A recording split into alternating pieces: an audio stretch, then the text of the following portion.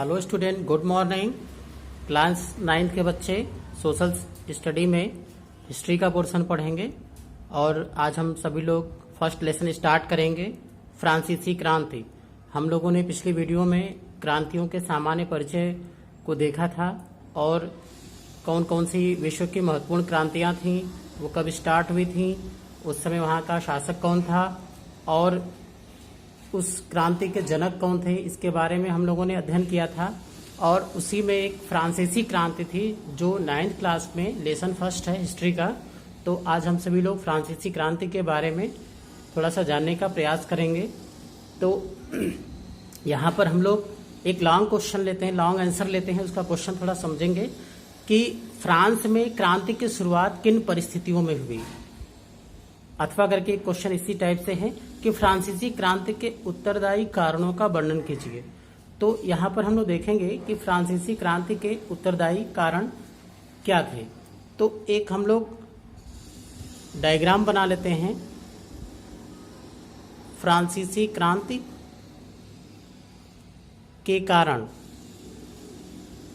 और कारणों में जो मुख्य बिंदु थे उसके बारे में थोड़ा सा हम लोग देखेंगे। इसमें जो फर्स्ट पॉइंट हो जाएगा वो है राजनीतिक कारण, दूसरा इसी में पॉइंट हो जाएगा सामाजिक कारण और तीसरा पॉइंट हो जाएगा आर्थिक कारण,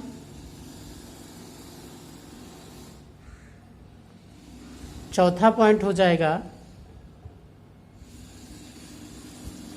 दार्शनिकों एवं लेखकों का योगदान और लास्ट इसमें पॉइंट हो जाएगा तात्कालिक कारण। तात्कालिक कारण।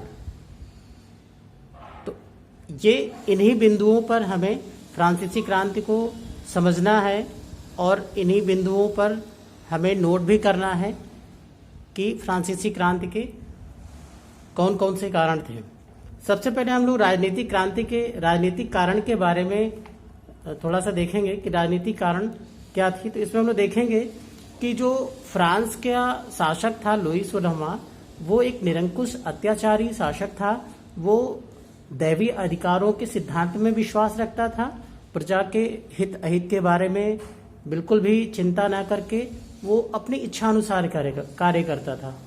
तो इस तरीके से हम देखें तो वो जनता पर जो तृतीय वर्ग था, तीसरा वर्ग था, उस पर नए नए तरीके के कर भी लगाता था और उसका उपयोग जो है वो अपने विलासीपूर्ण कार्यों के रूप में करता था। इस तरीके से फ्रांस की जनता थी वो उसकी निरंकुशता से बहुत ही त्रस्त थी। तो ये राजनीतिक कारण में हो जाएगा। सामाजिक कारण में देखें तो फ्रांस में जो समाज था वो 3 वर्गों में बटा था और इन तीनों वर्गों में बहुत ही ज्यादा विभेद था। तो हम देखेंगे जो पहला वर्ग था, प्रथम एस्टेट, द्वितीय एस्टेट और तृतीय एस्टेट। तो इस तरह से 3 वर्ग थे। प्रथम एस्टेट्स और द्वितीय एस्टेट्स का जो जीवन था वो काफी वैभवपूर्ण था, काफी भोग विलासिता से अपना जीवन यापन करते थे। लेकिन जो तृतीय वर्ग था जिसमें 90% लोग थे, उनका जीवन जो था वो बहुत ही कष्टमय था, चिंताजनक था। और इसी तृतीय वर्ग ने फ्रांसीसी क्रांति को बढ़ाने में अपना योगदान दिया। तो ये सामाजिक कारण हुआ। आर्थिक कारण की बात कर लें तो फ्रांस लंबे समय से युद्धों में व्यस्त था, जिसके कारण उसका राजकीय खजाना जो था वो खाली हो चुका था और बहुत सारा ऋण भी उसने ले रखे थे। और इन सबकी पूर्ति के लिए, राजकीय खजाना को भरने के लिए वो जो है जनता पर नए नए तरीके के कर लगाता था। तो इस तरीके से जनता जो थी वो त्रस्त थी और फिर आर्थिक कारण, आर्थिक रूप से फ्रांस की जनता जो थी वो बिल्कुल टूट चुकी थी और इन्हीं परिस्थितियों में फ्रांस में क्रांति का उदय हुआ। और सबसे बड़ा जो फ्रांस की क्रांति के उदय का कारण था वो था दार्शनिकों और लेखकों का योगदान। किसी भी क्रांति को सफल बनाने में वहाँ के दार्शनिकों लेखकों का बहुत बड़ा योगदान होता है। तो इस तरीके से हम देखें तो फ्रांस की क्रांति का जो जनक था वो रूसो था। रूसो ने एक पुस्तक लिखी थी सोशल कॉन्ट्रैक्ट यानी सामाजिक अनुबंध, और उस किताब में उसने क्रांति से संबंधित राजा के जो दैवीय अधिकार थे उससे मुक्ति पाने के लिए जनता को प्रेरित किया, और इस तरह से जनता ने रूसो के मार्गदर्शन में फ्रांसीसी क्रांति को सफल बनाया। और तत्कालीन कारण की यदि बात करें तो जो फ्रांस की क्रांति के लिए तत्कालीन कारण उत्तरदायी था वो था एस्टेट्स जनरल का अधिवेशन, जो तीसरा वर्ग था उसका अधिवेशन।